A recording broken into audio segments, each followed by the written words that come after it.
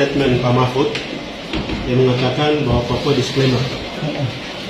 Ini yang saya harus luruskan supaya publik, baik kami di Papua dan publik secara nasional, bisa mengikuti bahwa statement Pak Mahfud ini saya ingin meluruskan. Ya, pertama kami semua sebagai warga negara Indonesia itu kita semua harus kita dalam posisi kita patuh terhadap hukum.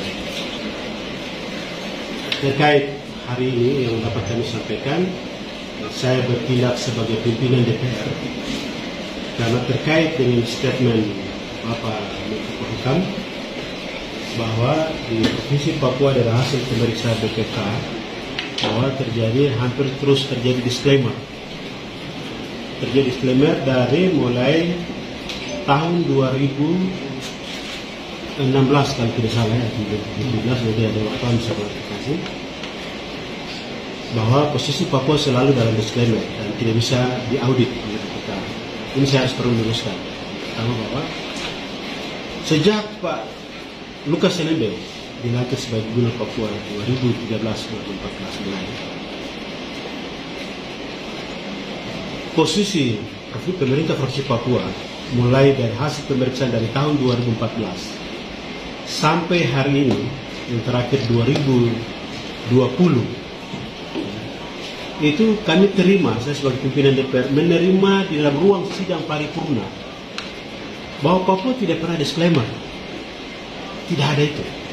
Ini bukti salah satu yang saya sampaikan. Ini 2014, 2015. Ini juga satu juga. Ini hasil BPKRI, hasil audit BPKRI untuk posisi Papua. Ini juga ada.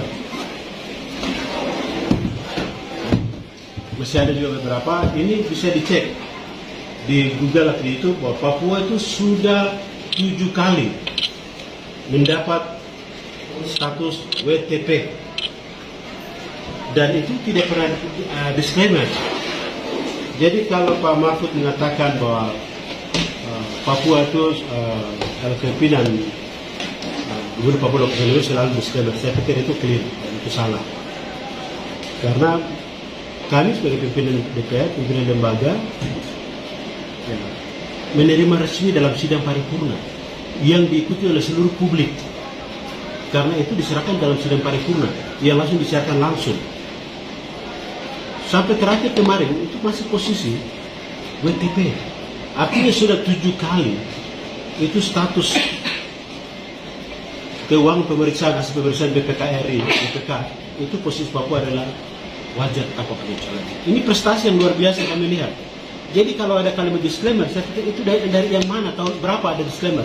Kami minta supaya Pak Mahfud bisa menjelaskan kepada kami. Di tahun berapa Pak Gubernur Pak Lukas NMB punya pemerintahan itu, dalam audit itu ada disclaimer.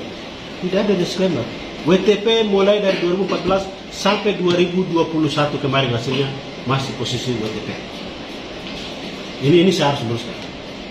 Yang kedua, terkait dengan ada kalimat anggaran PB-PON, dana PON.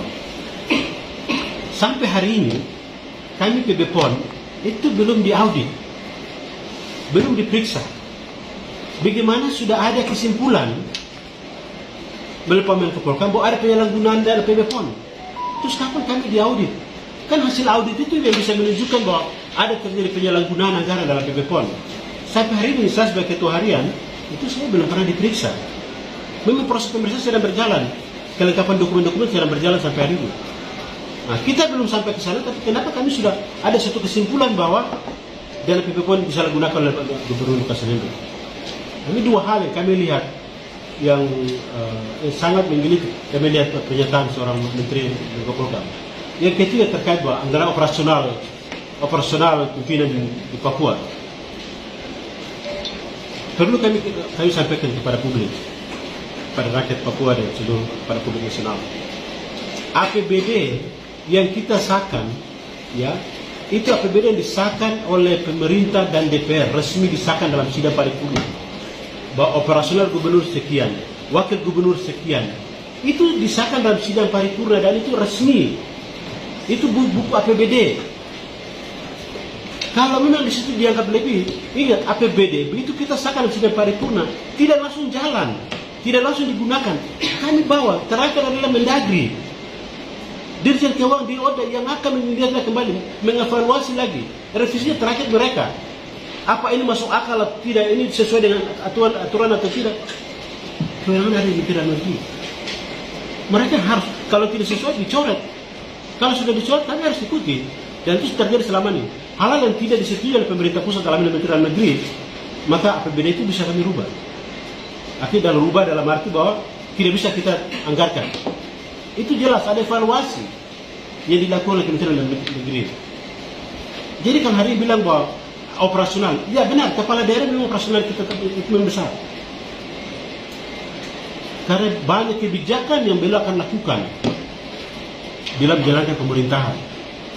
Dan itu bukan hanya antara anggota DPR, antara DPR dan eksekutif, seakan diam-diam terus kita langsung laksanakan. Tidak.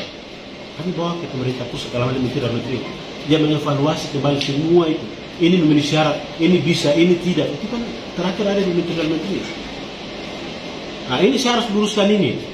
Dan saya buat pastikan bahwa ini bukan hanya kami di Papua. Di seluruh Indonesia, ini mekanisme resmi yang kita laksanakan. Jadi kalau hari ini katanya disclaimer, ya, berarti silakan KPK periksa BPK. Kenapa bisa kasih status OTP di Papua? Nah, sekarang kalau terkait dengan operasional Pak Gubernur, silakan bicara Mendagri. Kenapa menyetujui itu? Nah, ini tiga hal yang saya lihat saya harus luruskan. Terkait hal lain terkait Pak Lukas, itu kan antara dia pribadi dia dengan nanti pemeriksa. Saya tidak bisa masuk merana itu.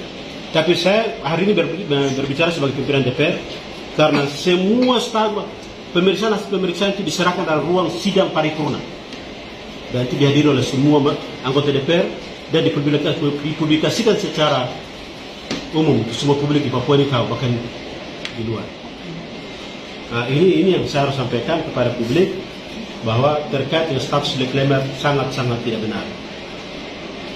Dari 2014 sampai 2021 status Papua adalah WTP. Kalau status WTP, kenapa Ibu Menteri Keuangan memberikan penghargaan kepada pemerintah Provinsi Papua dengan salah satu pengguna anggaran terbaik? Ada, saya akan forward ke adik-adik, ke wartawan. Ini kan bertolak belakang dengan posisi yang secara aturan kami dalam posisi, tapi kami dibuat dan ranah berbeda. Sekali lagi, kami semua taat atas aturan dan hukum. Ya, saya tidak dalam posisi dalam posisi membela Pak Lukas, bukan. Ini posisi saya harus dudukkan karena ini menyangkut dengan lembaga DPR. Dan ini kami yang sahkan dalam sidang paripurna. Kami yang membuka sidang atas nama lembaga. Sehingga saya pikir saya mau sampaikan kepada publik bahwa kalau kalimat disclaimer itu sangat salah. Itu tidak benar. Posisi Papua sampai hari ini masih dalam posisi WTP.